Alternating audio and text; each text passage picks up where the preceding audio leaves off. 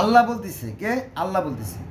আল্লাহ বলতেছে এই যে ধর্ম, এই যে ইসলাম ধর্ম, এ ধর্ম তোমাদের পিতা ইব্রাহিমের ধর্মের অনুরূপ।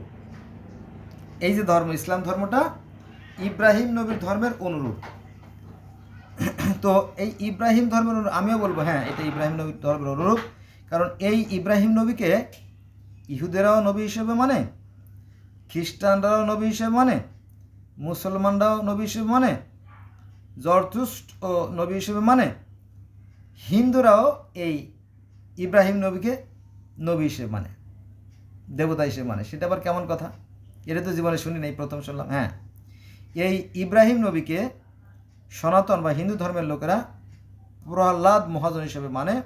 আর এই প্রহ্লাদ মহাজন দিবারাত্র সারাক্ষণ সেই এক আল্লাহর কথা বলতো, নিরাকার এক আল্লাহর কথা বলতো, যাকে বলে হরি। হরি শব্দের অর্থ নিরাকার এক আল্লাহ, যিনি জ্যোতিময় অশরীরী, যার জন্মমিত নাই, এই আল্লাহর কথাই বলা। হরি মানে আল্লাহ। কিন্তু এটা আমরা জানি না। এই না জানার কারণে মানুষের সাথে মানুষের বিভেদ সৃষ্টি হয়।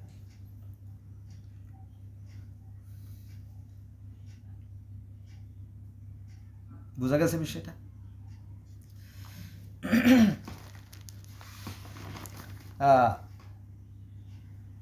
সনাতন বা হিন্দু ধর্ম নিয়ে অনেক আপত্তিকর কথা আছে।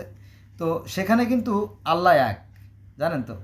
আমরা মুসলমানরা যেমন বলি লা মানে নাই, ইলাহা মানে মাবুদ ইল্লাল্লাহ, আল্লাহ ছাড়া, ওই একই কথা আছে। ব্রহ্মা মানে সৃষ্টিকর্তা, একং মানে একজনই, দ্বিতীয় মানে দুই, নাস্তি মানে নাই। ব্রহ্মা একং, দ্বিতীয় নাস্তি, এ কথা বেদের কথা, একই। তবে ওই যে এক দেশের গালি আর এক দেশের বলি, আমরা বুঝি না। এই না বোঝার কারণে মানুষের সাথে মানুষের বিভেদ সৃষ্টি হয়, আর কিছুই না। বোঝা গেছে বিষয়টা? আল্লাহ বলতেছেন যে এমন কোনো জাতি নাই, এমন কোনো সম্প্রদায় নাই যে আমি তাদের ভাষায় প্রতিনিধি প্রেরণ করিনি। কার কথা? স্বয়ং আল্লাহর কথা। কিন্তু আপনি তো আল্লাহর কথা মানেন না। আপনি বলেন যে না, আমারটাই বড়। ঠিক আছে, তোমারটা যদি বড় হয় তাহলে তুমি চালাই যাও, গুতানির অভাব হবে না। বোঝা গেছে বিষয়টা?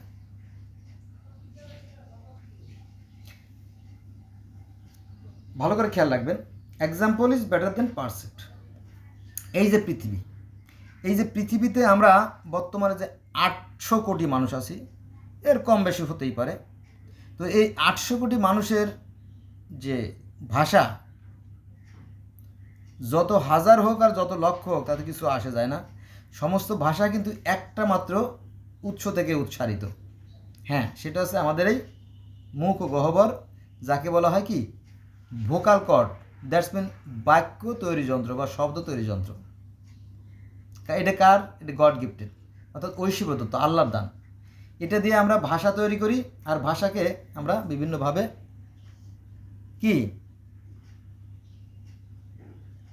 মিনিং তৈরি করি। যেমন আহালান সাহালান, কাইফা হালুকা, এটা কি? এটা কি আরবি? মাহাও,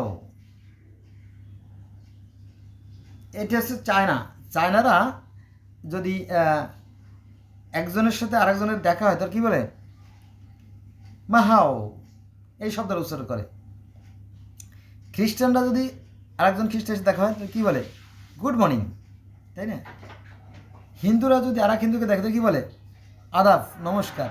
আর আমরা মুসলমানরা যদি দেখি আসসালামু আলাইকুম, তাই না? এই যে যে কথাগুলো দেখেন, হ্যাঁ, এগুলো কিন্তু মিনিং কিন্তু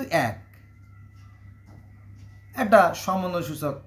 আবার ইংলিশে যদি আমরা কারো দৃষ্টি আকর্ষণ করতে যাই, hi, hi, H I, hi, hello, how are you, which place have come from, what do you want, what is your motto, what is your view, what is your perfect, what is your subject, what is your destination, what is your aim. এরকম আমরা বলি যে আপনি কোথা থেকে আসছেন, কেন আসছেন, কীভাবে আসছেন, আপনি কী চান, কী তার উদ্দেশ্য, ইত্যাদি। হ্যাঁ, বলি না? আর কিছুই না।